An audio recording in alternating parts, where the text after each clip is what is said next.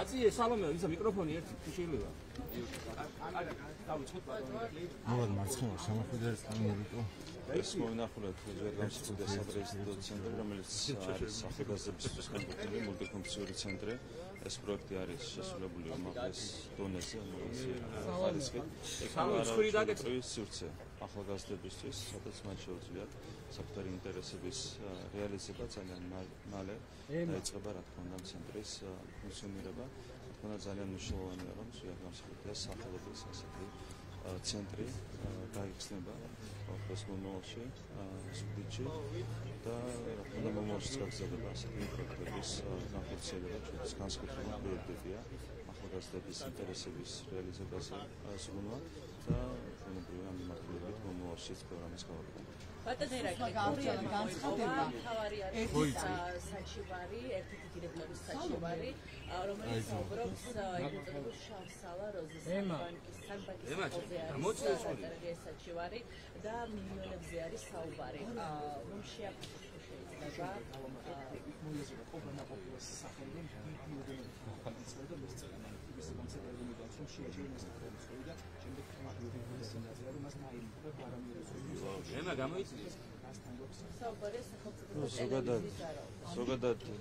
ზოგადად ყველა მიცის, რომ მთლიანად ოპოზიცია და მათ შორის ყველა ოპოზიციური ტელევიზია მუშაობს შავი ფულით, დინასტება შავი ფულით.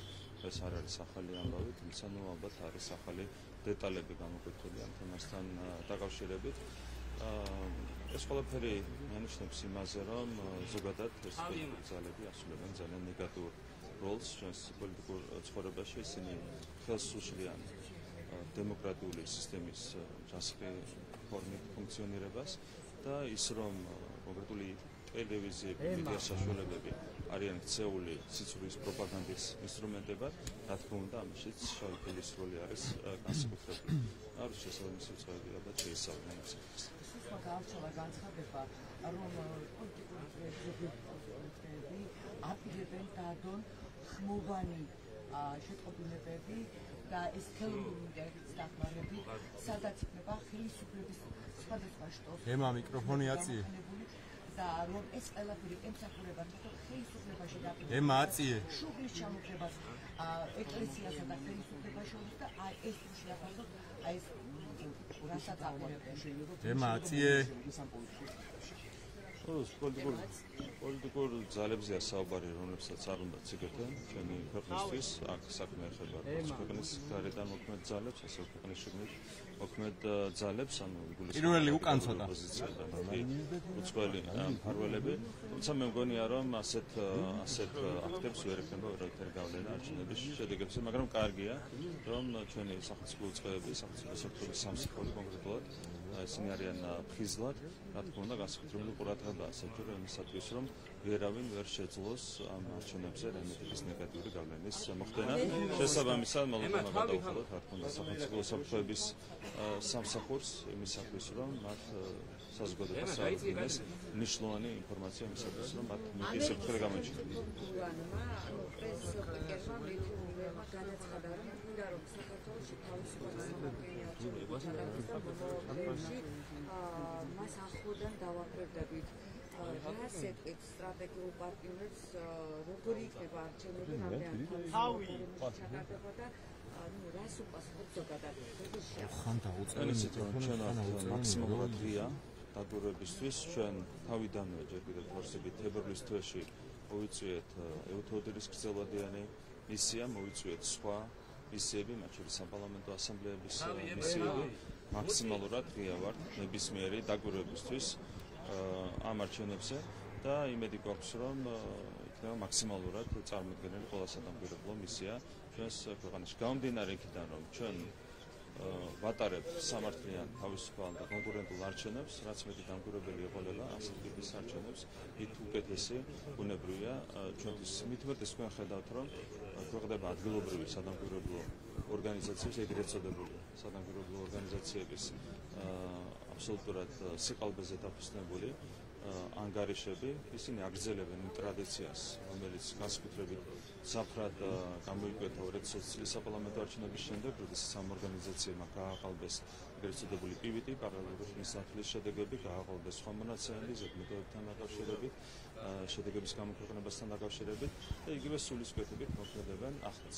ასეთ პირობებში, როდესაც ცრუ ინფორმაციას ავრცელებენ ადგილობრივი NGO-ები, განსაკუთრებით მნიშვნელოვანია ის, რომ საერთაშორისო სარამბერობლო მისიებმა ობიექტურად შეაფასონ არჩევნები.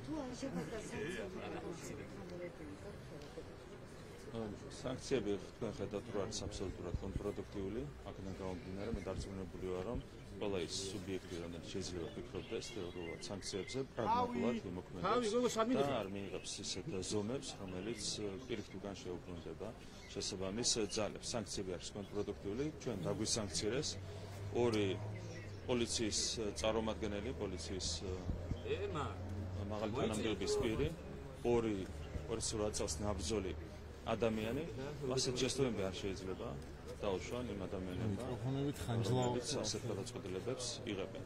თავადაც ყველამ დაინახა, რომ სანქციები არის კონტრპროდუქტიული, აქედან გამომდინარე, მე მგონია, რომ მომავალში იქნება მიღებული უფრო პრაგმატული გადაწყვეტილებები. პოპულარობას და დეკანონიზმის მიერ ბანერის დაზიანების დაიწყო გამოძიება, როგორ რადიკალური ოპოზიცია მსგავს პროვოკაციებს ამ კანონმდებლობას. რაც შეხება ბანერების დაზიანებას, მათ არ მოწონთ იმ რეალობის ჩვენება, რომელიც დაკავშირებულია უკრაინაში მიმდინარე ომთან. რადიკალური ოპოზიცია, მათ მედია საშუალებები 2 წელიწადნახევრის განმავლობაში უმალავდნენ საზოგადოებას იმასთან, ეს უკრაინაში. უკრაინაში არის უმძიმესი ვითარება, ამ ქვეყნის ტერიტორიების 20%-ია ოკუპირებული, მაშინ როდესაც ამ ომის დაწყებამდე ოკუპირებული იყო ტერიტორიების მხოლოდ 8%, ანუ 2.5-ჯერ გაიზარდა ოკუპაციის არეალი, ინფრასტრუქტურა არის განადგურებული, მარტო ენერგეტიკის სფეროში ელექტროენერგიის გამომუშავების ნახევარი დაკარგა. წარმოიდგინეთ უკრაინა რა მხოლოდ ზიანზეა საუბარი. არის უმძიმესი ჰუმანიტარული მდგომარეობა, უამრავ დასახლებაში არ აქვს ელემენტარული კომუნალური მომსახურეები, გაზი, დენი, წყალი და ასე შემდეგ, მათ შორის ქალაქებზეა, დიდ ქალაქებზე. საუბარი ხშირ შემთხვევაში არის დაღუპული 10,000-ობით უკრაინელი, არის დაღუპული 100-ობით ბავშვი მარტო, არის უმძიმესი ვითარება და ეს ადამიანები რადიკალური ოპოზიცია, მათ მედია საშუალებები ცდილობდნენ, რომ ეს ყველაფერი როგორც რომანტიკული მოვლენა ისე წარმოეჩინათ. და ახლა რა თქმა უნდა ისინი არიან ძალიან შეშფოთებული იმის გამო, რომ საზოგადოებას ჩვენ ყველაფერთან დაკავშირებით, რეალურად მათი მიზანი რა იყო? მათი მიზანი იყო ის, რომ ქართველებს მონდომებოდათ იმ ბედის განზიარება, რაც იზიარებს უკრაინა. ჩვენ ყველაფერი უნდა გავაკეთოთ იმისათვის, რომ არ მოხდეს საქართველოს უკრაინიზაცია, არ გაიხსნა საქართველოში მეორე ფრონტი და სწორედ ამისათვის არის მნიშვნელოვანი, რომ 26 ოქტომბერს ქართულმა საზოგადოებამ ხარი დაუჭიროს სწორედ მშვიდობას და არა ომის შემსრულებელს. საქართველოს განცხადებაზე ისინი საუბრობენ იმ ამომრჩევლის პასუხისმგებლობაზე, რაც ხმას მისცემს რადიკალურ ოპოზიციას. რა უნდა გაითვალისწინოს ამომრჩევლმა? ერთმანეთს გარო გამიჯნოთ პასუხისმგებლობა და სასჯელი. ამორჩევის დასჯა ჩვენთვის არის წარმოუდგენელი, მაგრამ რა თქმა უნდა პასუხისმგებლობა ყველა ამორჩევლმა უნდა გაიზიაროს. თითოეული ამორჩეველი არის მონაწილე პასუხისმგებელი საკუთარ არჩევანზე. მე მინდა ერთი რამ თქვა, თქვენ წარმოიდგინეთ 2020 წელს ან 2021 წელს, რომ გაემარჯვა იმ ამორჩევლის ხმას, რომელმაც ხარი დაუჭირა ნაცმოძრაობას, ხარი დაუჭირა რელოს, ხარი დაუჭირა გახარიას სხვა ოპოზიციურ პარტიებს. ამ შემთხვევაში დღეს საქართველოს იქნებოდა უკრაინაზე მძიმე მდგომარეობაშიც კი. აქედან გამომდინარე თითოეულმა ამორჩევლმა საკუთარი პასუხისმგებლობა მაქსიმალურად უნდა გაიაზროს, თუმცა რაც შეეხება ამორჩევლის დასჯას, ჩვენთვის ეს არ არის, ასე ვთქვათ, ის საკითხი, რაც შეიძლება განვიხილოთ. ჩვენ უნდა უზრუნველყოთ იმ პოლიტიკური პარტიების გასამართლება, რომლებიც წარმოადგენენ გადამწყვეტ დაბრკოლებას დემოკრატიული სისტემის საბოლოოდ ჩამოყალიბების გზაზე და ეს არის კოლექტიური ნაწმოძრაობა, ხო, საუბარია რამდენიმე პარტიაზე, საჭიროა შესაბამისი პარტიების გასამართლება და არა მათი ამორჩევლის გასამართლება. ზოგადად ბოლშევიკებს წარმოშობს მაგალითად ბოლშევიზმი, ფაშისტებს წარმოშობს ფაშიზმი. ნებისმიერი არასწორი მიმდინარეობის მიმდევრებს წარმოშობს შესაბამისი მიმდინარეობა. აქედან გამომდინარე ჩვენ უნდა ვებრძოლოთ არა ამ მომრჩეველს, არამედ ამ ასე ვთქვათ დანაშაულის წყაროს და დანაშაულის თავარი წყარო არიან სწორედ შესაბამისი პოლიტიკური ძალები, პოლიტიკოსები, რომლებიც სინამდვილეში არიან ჯაშუშები და მოქმედებენ გარე დავალებების შესაბამისად.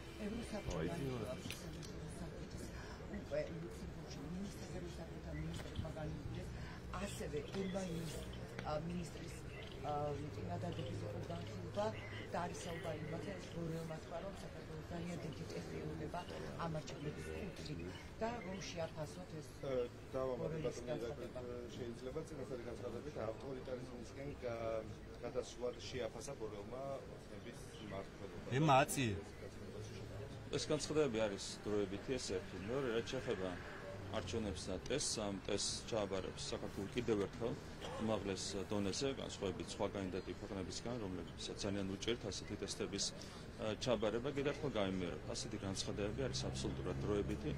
ჩაივლის ეს არჩევნები, ჩაივლის და სხვა პროცესები, დასრულდება ომი უკრაინაში და ამის შემდეგ აუცილებლად გადაიგვირთება ურთიერთობები როგორც ევროკავშირთან, ისე ამერიკის შეერთებულ შტატებთან.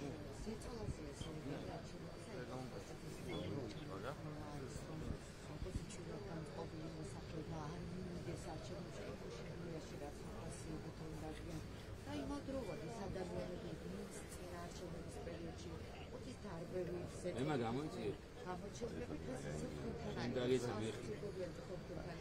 ემაცი შენგელიაზე არის ბაშნიერების საუბარი. კიდე სხვები არა მარტო აცი ემა საკეთ ეხმარებიან ისეს გვაინტერესებს. პირველი გამოიწია. სიები ეს არის ნორმალური მოვლენა, რაც ხდება ნებისმიერ დემოკრატიულ ქვეყანაში. მოწია, ამრჩევლის მობილიზება არის ნებისმიერი პოლიტიკური პარტიის ერთ-ერთი უმთავრესი ფუნქცია, რა თქმა უნდა, სიების შედგენა. აშუაში პასპორტების სარგენა, არა. აშუაშია. ასეთი ყალბი ინფორმაცია ხო ყველა არჩევნაზე ვრცელდებოდა და მე ვერც ერთ მტკიცებულებას ვერ წარადგენდნენ ხოლმე შესაბამისი NGO-ები. თქვენ გახსოვთ საერთაშორისო გამჭვირვალობის მიერ ატეხილი ეგრეთ წოდებული სკანდალი, სადაც მათ საბოლოო ჯამში ვერავითარი მტკიცებულება ვერ წარმოადგენეს ეგრეთ წოდებულ ყალბირადობებთან დაკავშირებით, პირიქით დადგინდა, რომ მათი მხრიდან გავრცელებული ინფორმაცია იყო სიცრუე, თუმცა მათ დღემდე ბოდიშიც კი არ მოუღდიათ. ამის გამო ეს ყოველჯერზე ხდება ყოველგვარი ფაქტების, ყოველგვარი მტკიცებულების გარეშე ბრალდებების წაყენება. აქედან ჩანს, რომ რეალურად სინამდვილეში ეს NGO-ები არიან არა დამკვირვებლები, არამედ არიან პოლიტიკური ძალის წარმომადგენლები და რა თქმა უნდა მათ არავითარ ყალბ ინფორმაციას არავითარი ფასი არ აქვს.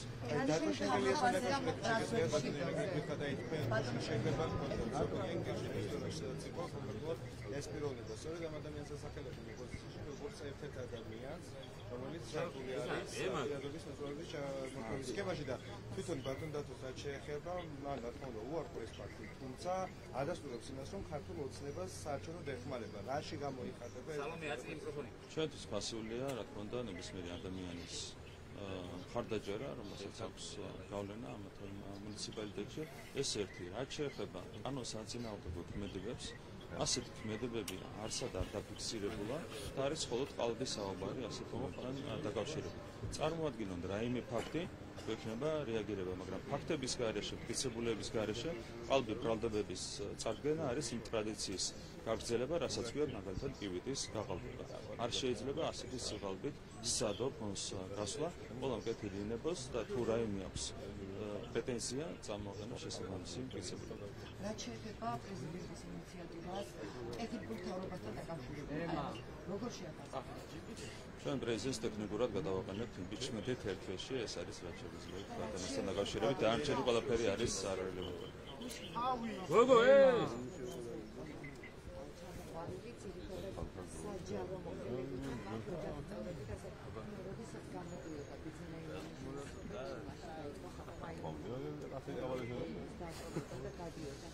ძირითადად ეს რესურსი არის ახლა ყველაფერი რას თქვით არის ჩვენ ვაპირებთ მილიონზე მეტი ხმის მიღებას ამ არჩევნებში და თქვენ შეგიძლიათ დათვალოთ რამდენი საჯარო მოხელეა საქართველოში. რა თქმა უნდა, საჯარო მოხელეების რესურსი არც მათი ოჯახები არ ეყოფა არჩევნების მოგებას.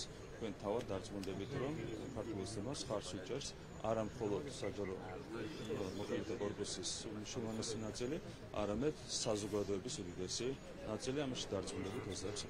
საბატონოები გოოდეფონებსა ბატონი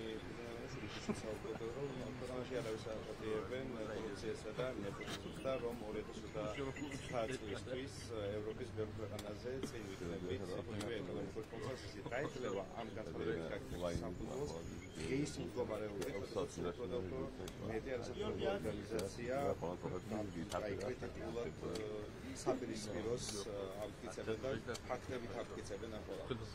სინამდვილეში კორუფციისადმე ეს არის სწორედ ნჯოების სექტორი, ერთ-ერთი მთავარი მიზეზი, რადგანაც მათ არ სურთ საკუთარი ფინანსების დასაჯაროება არის ის, რომ არის აღვირახსნილი კორუფცია ნჯოების სექტორში. რაც შეეხება მთავრობის საქმიანობას, პირადად მე არაერთი უმნიშვნელოვანესი გადაწყვეტილება მივიღე კორუფციის პრევენციისთვის ამ თვეების განმავლობაში, მას შემდეგ რაც ჩამოყალიბდა ახალი მთავრობა, ჩვენ გვაქვს ამბიციური მიზანი, რაზეც პარლამენტის სხდომაზე ვისაუბრე, როცა მტკიცდებოდა მთავრობა, ჩვენ გვინდა რომ ევროპის ქვეყნების სამეულში მოხდეთ კორუფციის სიმცირის თვალსაზრისით, ამ მიმართულებით გაგრძელდება რა თქმა უნდა კონკრეტული ნაბიჯების გადადგმა. შესაბამისად გვაქვს ამბიციური მიზანი და მიზანს მოყვებით ხოლმე. მადლობა.